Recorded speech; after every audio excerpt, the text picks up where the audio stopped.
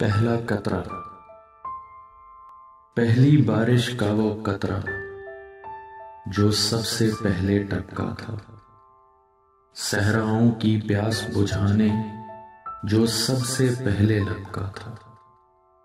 बाकी सब बरसात अलग थी, उस कतरे की बात अलग थी।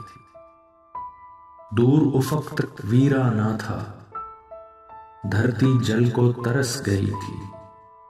उस कतरे की उंगली थामे बारिश जलथल बरस गई थी।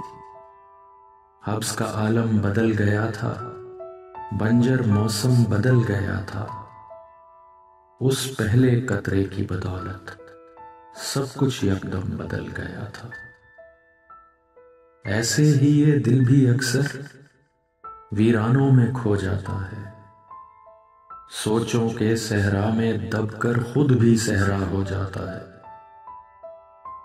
जब सहरा की रेत उमड़कर आंखों में चुभने लगती है, मायूसी के हब्स में घुटकर धड़कन जब बुझने लगती है, तब उम्मीद का दामन थामे सहमा सा एक तन्हा आंसू रेत में खुद को जम करता है, पत्थर आंखें नम करता है।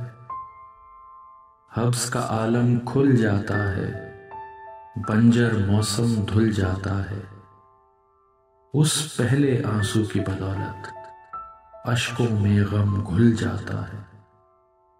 आंसू का वो पहला कतरा जो सबसे पहले गिरता है, बंजर दिल की प्यास बुझाने सहरा सहरा जो फिरता है।